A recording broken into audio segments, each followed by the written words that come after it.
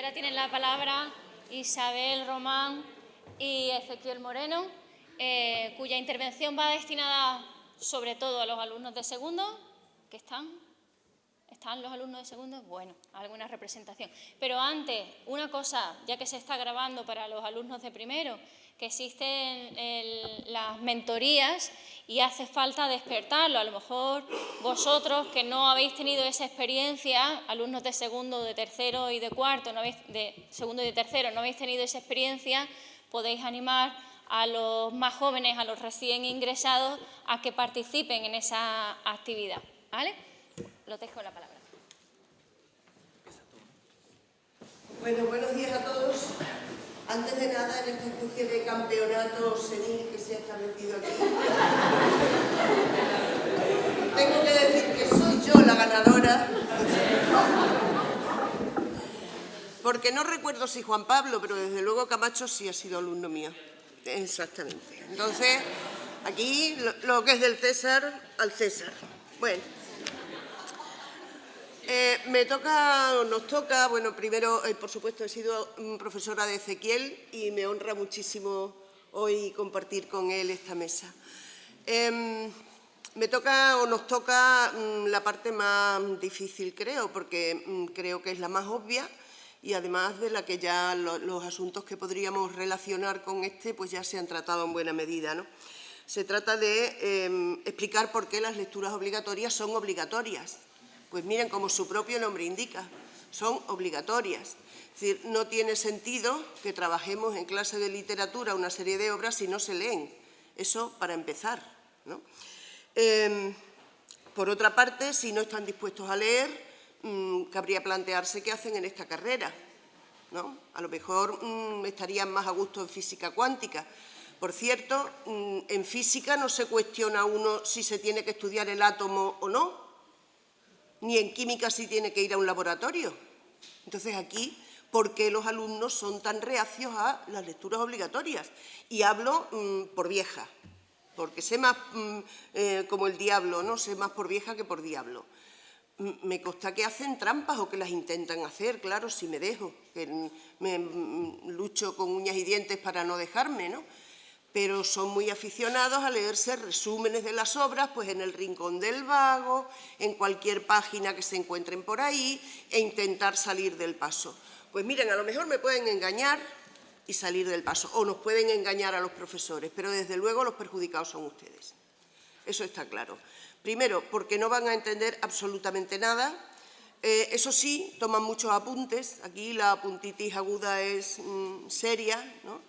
Pero unos apuntes que no tienen sentido si no se han leído los textos. Es decir, ¿para qué sirven esos apuntes? Sobre un texto que no se ha leído. Todo eso está sobrando. Se ha hablado aquí también de que, bueno, nuestra función es fundamentalmente enseñarles a leer, es decir, a interpretar. Por supuesto, con sentido crítico, con sentido abierto y todo eso. Pero, ¿qué es lo que vamos a interpretar si no leemos los textos, ¿no?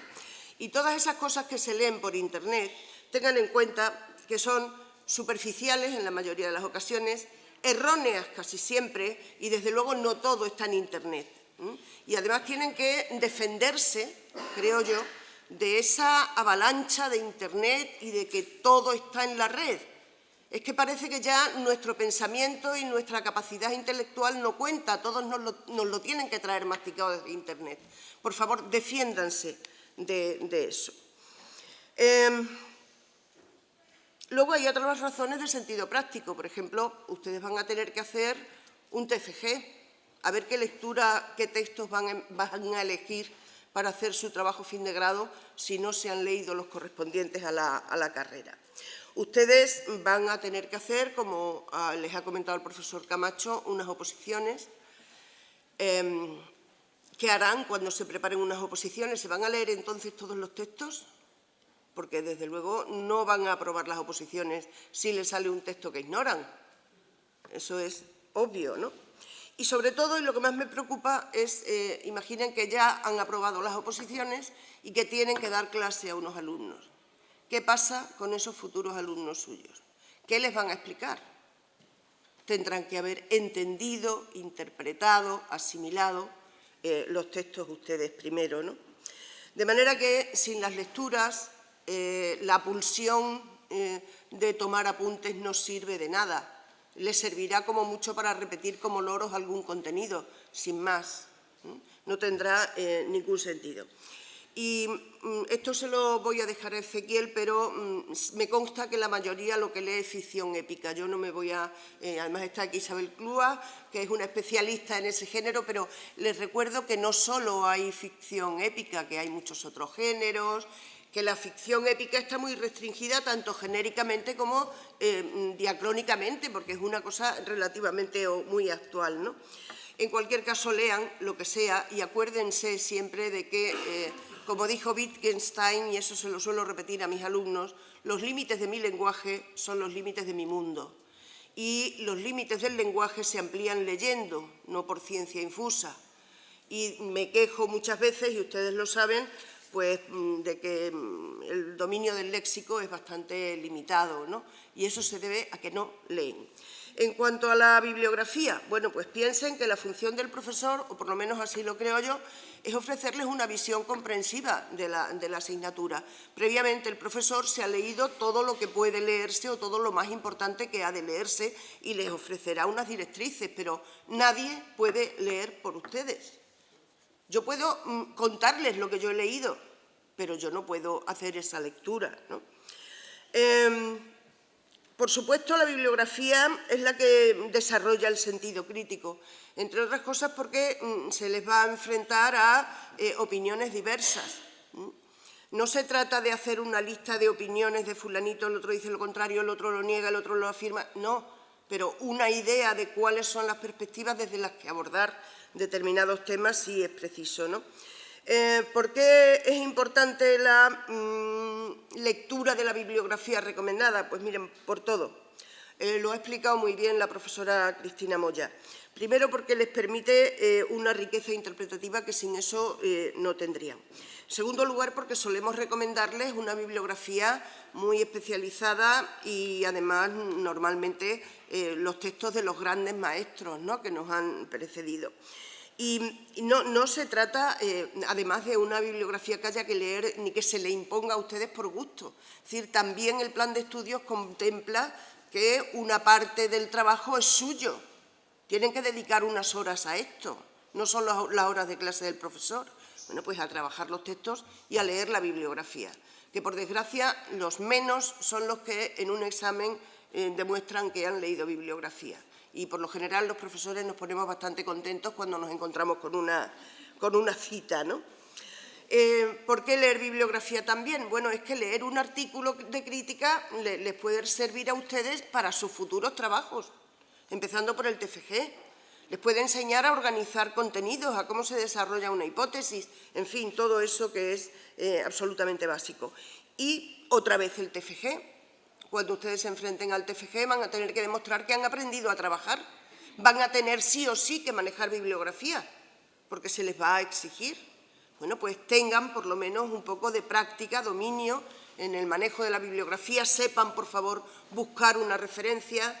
Miren las bases de datos. Si no las conocen, vayan a los profesores. Yo conozco poquitas, pero les puedo enseñar a manejarlas. Y, sobre todo, vayan a la biblioteca. Es que yo no veo nunca a ninguno de mis alumnos en la biblioteca, salvo en los exámenes, que se ponen a estudiar los apuntes, es decir, nunca los veo con un libro, los veo siempre con el papel. Bueno, nada, no pretendía en absoluto echar una bronca, pero sí insistir en todas estas cosas que me parecen tan importantes y a las que nunca le damos, en las que no insistimos a menudo, ¿no? Y ahora el profesor Moreno pues les va a contar algo mucho más bonito, que son las motivaciones que nos llevan a la lectura, ¿no? Y ojalá sus palabras les surtan efecto. Bueno, buenos días a todos. Me pongo el micrófono. Igualmente, lo primero de todo... ¿No se escucha? Ponte que este se escucha. ¿Ahora sí? Sí. Bueno, antes de empezar quería dar las gracias a la profesora Marta Fernández por considerar mi participación en esta mesa, y también es un placer y un honor poder estar aquí con la profesora Isabel Román, hablando de un tema que es realmente tan importante y tan fundamental en nuestra carrera que, como bien ha dicho la profesora, si no nos gusta leer, si no tenemos el hábito, si por cualquier razón nos cuesta un poco, quizás deberemos plantearnos o replantearnos nuestro paso por los estudios de letras, ¿no? Al fin y al cabo, por la filología, por el amor por las palabras. Pero es cierto que una vez que ya la profesora Isabel Román ha comentado esos aspectos más técnicos y muy importantes, ¿no?, a la hora de poder uno organizarse esas lecturas, y de alguna manera esto no es solo válido para las clases de segundo, sino que esto, bueno, tiene vigencia en primero, en tercero, en cuarto, en el máster, en el doctorado, para siempre, incluso para la vida, ¿no? No está de más dar unas pinceladas, unas breves pinceladas, acerca de ese componente de motivación que también es muy importante para conseguir eso, ¿no? Para conseguir que al final, no solo ya en la carrera, sino en nuestra vida, tengamos a la lectura como algo importante, como una parte presente, algo que nos va a ayudar y que nos va a acompañar. Bien, habiendo dicho eso, ya se ha citado aquí que, al fin y al cabo, más allá de cualquier ficha de lectura o de cualquier apunte, ¿no?, que podamos tomar, es esencial leer, ¿no? Tenemos que leer. Y, a ser posible, leer cada día. Eso es muy importante, ¿no? Aunque sean 20 minutos, porque si no, al final, y supongo que a todo el mundo le habrá pasado alguna vez, ¿no?, se le acumulan las lecturas, ¿no? Todas las asignaturas tienen, ya sean obligatorias o secundarias, pero muchas lecturas y mucha información, y nos vemos apurados, al final sin tiempo para leer y haciendo caso a resúmenes que encontramos en diferentes partes o, bueno, a otras informaciones que al fin y al cabo no nos dan la clave acerca de esa lectura que estamos intentando asumir, ¿no? Entonces, yo diría que una de las claves importantes es que intentemos leer cada día, aunque sea un poco, ¿no? Y de esa manera sea, pues, más llevadero el asunto, ¿no?, cuando es algo que debemos disfrutar.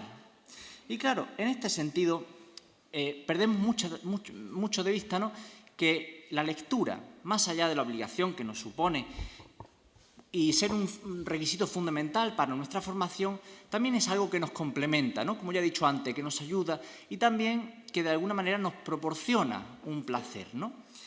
Va a ser fundamental, por supuesto, para cualquier filólogo, no solo para filología hispánica, ¿no?, pero como estamos aquí, pues es muy importante que en nuestras clases tengamos siempre controlado el tema de las lecturas, pero también para la vida, ¿no?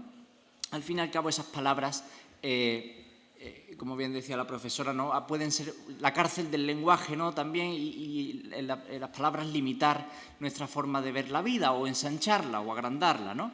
Entonces, bueno, con el precepto del nulle dies sine linea, ¿no?, ningún día sin una línea, también es verdad que aquí podría arguirse lo contrario.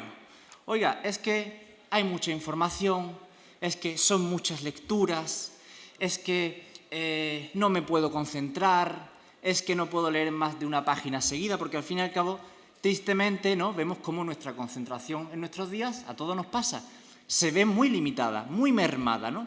Y la lectura es algo que requiere de una concentración, de una cierta pausa, de un cierto reposo. Y así podríamos decir, bueno, es que no es nuestra culpa, ¿no?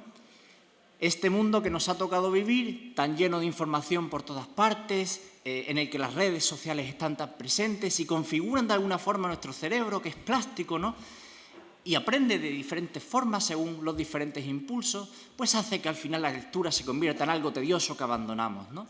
Y sin embargo, eso no podemos permitirlo, no podemos hacerlo.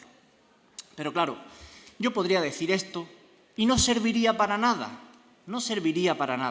porque yo creo, y en mi opinión, que al final a la lectura, como a tantas cosas en la vida, hay que ir por el gusto también un poco, porque nos llame la atención, porque nos diga algo. Y en ese sentido es muy importante el gusto por leer. Tradicionalmente, digamos que nosotros, los que han tenido clases de teoría de la literatura en primero, no estudiamos las diferentes funciones de la literatura y consideramos, bueno, el arte por el arte, ¿no?, o aquellas otras personas que creen en la literatura como una forma de alcanzar el conocimiento o como una especie de catarsis o de evasión o de compromiso, todo eso está muy bien, pero no siempre nos puede llamar la atención. En cualquier caso, tenemos que buscar qué es esa cosa que hay en esos textos que también nos ayuda, que también nos define a nosotros mismos. Y en ese sentido, es importante que, como yo digo, nos pongamos el mono de trabajo a la hora de afrontar los textos. Es decir, frente al conocimiento, todos estamos desnudos, siempre estamos aprendiendo. Y siempre habrá nuevas lecturas, nuevos autores en los que tendremos que arremangarnos, como se suele decir, ¿no?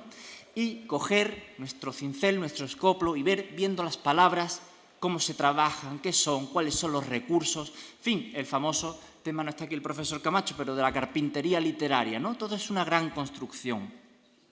Entonces, podemos ver que, más allá de que en sí una lista de lectura, ¿no? Y aquí Borges, ¿no?, hacía esa famosa reflexión, ¿no?, acerca de las listas de lectura, pueda parecernos a priori algo que no nos llama mucho la atención, vemos que se revela muy útil para verdaderamente conducirnos por el camino adecuado y necesario para nuestro desarrollo profesional. En ese sentido, voy a darme prisa porque creo que vamos un poco, ¿no?, escasos de tiempo. Diríamos que hoy en día, más allá de todo lo que ya he dicho, si nos paramos a pensarlo un poco, leer es, podríamos pensar, un acto revolucionario. O sea, leer es un acto revolucionario. Hace falta una serie de condiciones, de una seriedad, una concentración de la que carecemos habitualmente, ¿no? Y también de humildad para reconocer lo que no sabemos y aún tenemos que aprender. Eso será fundamental. Dicho eso, podemos también ver cómo esta literatura, la literatura, ya sea unas lecturas, digamos, obligatorias, opcionales, pero en cualquier caso nos confiere de alguna forma libertad, ¿no?, por enlazarlo con lo que acabo de decir de acto revolucionario, ¿no? Y de alguna forma también implica que nosotros somos creadores, ¿no? Y aquí apelamos o recordamos las palabras de Sartre, ¿no?, que el lector crea por revelación. Entonces, habiendo visto eso, podemos concluir o ver cómo la literatura realmente sirve para muchas cosas, por supuesto, pero hay una que es que parece clara y es que nos ayuda a comprender mejor algo. Algún misterio no sabemos muy bien qué, bien de nosotros mismos, bien del mundo, una especie de pulsión subterránea sobre algo que está ahí, y la literatura es esa clave, es esa llave que nos permite acceder, ¿no? De alguna forma nos sirve también, lo he dicho alguna vez en las clases, ¿no?, para quitarle el velo a Isis, ¿no?, acudiendo a la famosa metáfora de la antigüedad, ¿no? También podríamos recordar cómo es la lingüística, ¿no?, cómo nos ayuda, digamos, la teoría o las palabras de Jacobson a no perder de vista que de alguna forma, por desgracia, la cotidianidad, el día a día deposita sobre las palabras una especie de velo o de pátina, ¿no?, que hace que al final las palabras ya no nos signifiquen nada, ¿no? El uso y la costumbre, en este caso, pueden acabar por adormecernos, y es así que ya las palabras casi no significan nada y las utilizamos como una moneda de cambio que no tiene profundidad alguna. Y sí, es necesario que se intercambien, pero tiene también que tener un pozo de verdad. Y ese pozo de verdad normalmente ya no lo tenemos tan en cuenta o ha desaparecido, ¿no?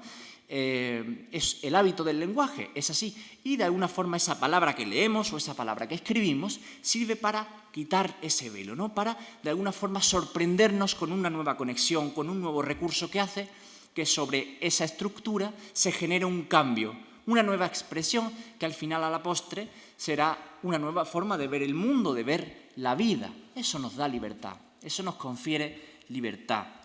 En ese sentido, podríamos ver que, bueno, la literatura, por todo esto, nos acerca más a lo que es ser humano. De alguna forma, el hecho de leer, más allá de todo lo que hemos dicho hasta ahora, hace que en ese acto nos sintamos más humanos, es decir, llevemos a cabo o contemos con las facultades más excelsas que acabamos teniendo, y por eso merece la pena que nos adentremos en estas lecturas. Y es que, para ir terminando, podemos ver cómo de alguna forma al leer y al quitarle esta corteza de las palabras de las que hemos ido hablando, ¿no? Nosotros sentimos, ¿no? Sentimos. El sentimiento va a ser fundamental. Por eso recuerdo esas palabras que decía antes acerca del gusto, porque no es solo sentir y emocionarnos o que nos guste con una novela de un tipo o de otro, ¿no? Y hay que leer de todo, por supuesto, sino que nosotros muchas veces comprendemos por el sentimiento. De alguna forma esa lectura nos va a proporcionar una especie de conocimiento, que es a donde yo quería llegar, pero a través del sentimiento, una operación automática que se nos da en nosotros y que al hacerlo ponemos de manifiesto nuestra calidad de ser humanos. Por eso, teniendo todos los recursos que tenemos hoy en día, el apoyo de los profesores de la Universidad de Sevilla, la maravillosa biblioteca, nuestros fondos, ¿cómo vamos a desaprovechar la oportunidad de acceder a todos esos materiales, a todos esos libros, a todos esos autores que verdaderamente nos ayudarán en nuestro camino profesional y de la vida? Muchas gracias.